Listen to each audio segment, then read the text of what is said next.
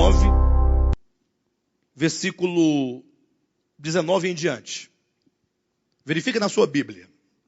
Diz assim, olha: porque sendo livre de todos, diz o apóstolo Paulo, fiz-me escravo de todos, a fim de ganhar o maior número possível.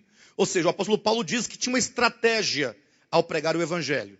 Ele se fazia de alguma coisa para aproximar-se daquelas pessoas com o fim de conquistá-las.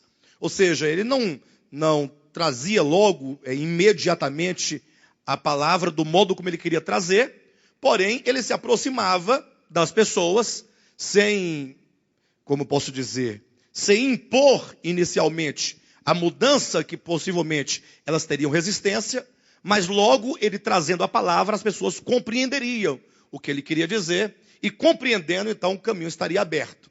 Versículo 20 diz assim, olha: procedi para com os judeus como judeu. Ou seja, ao se aproximar de um judeu, ele procedia como procede um judeu. E ele diz a razão: a fim de ganhar os judeus. Em seguida ele fala: procedi para com os que vivem sob o regime da lei, como se eu mesmo assim vivesse, para ganhar os que vivem debaixo da lei, embora não esteja eu debaixo da lei. Então observa o que ele está dizendo. Ele se aproximava, ou ele procedia para com os que viviam debaixo da lei. Não havia aqueles que viviam sob a lei, debaixo da lei de Moisés? Então ele se aproximava como se ele também assim vivesse. Como se vivesse. Ele não está afirmando que vivia, como se vivesse, para ganhar os que vivem debaixo da lei. Ele diz, embora não esteja eu debaixo da... Então é muito claro, Paulo não vivia debaixo da lei, porque ele tinha plena consciência de que a lei, na forma de mandamentos, havia sido abolida, conforme ele diz em Efésios capítulo 2, versículo 15. Ora, olha o 21. Aos sem lei, note que no versículo 20, ele procedeu para com aqueles que viviam debaixo da lei. No 21 tem uma outra categoria chamada os sem lei. Aos sem lei, como se eu mesmo fosse, não estando sem lei para com Deus, mas debaixo da lei de Cristo. Aí basta que você compare o versículo 20 com o 21, para você perceber que Paulo, ele pronuncia a seu próprio respeito duas verdades que, embora diferentes, não são contraditórias. Ele diz no 20 que ele não vivia debaixo da lei. No 21 ele diz que ele estava debaixo da lei de Cristo. Então, chegamos à conclusão de que uma coisa é a lei de Cristo, outra coisa é a lei de Moisés. Outra coisa é a lei da antiga aliança. Outra coisa é a lei do Antigo Testamento. Então logo alguém vai perguntar, e qual que é a diferença entre a lei antiga e a lei nova? Ora, está na sua natureza.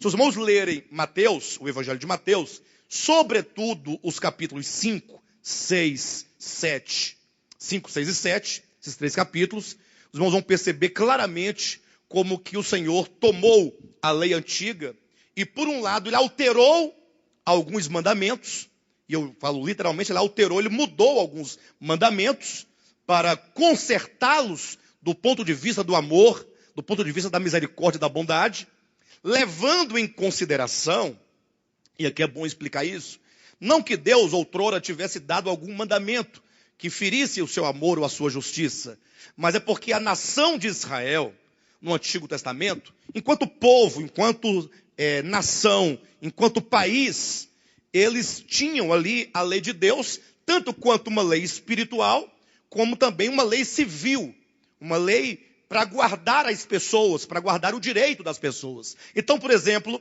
quando lá na lei de Moisés diz assim, olha, olho por olho, dente por dente, logo a pessoa que ouve, sem a devida atenção ao contexto, vai pensar o quê? Que Deus estaria ensinando o quê? A vingança. Ó, olho por olho. Ou seja, alguém furou o olho do teu filho, vai lá e fura o olho do dele, e está pago, está tudo bem. Como se Deus incentivasse a vingança. Mas é exatamente o contrário.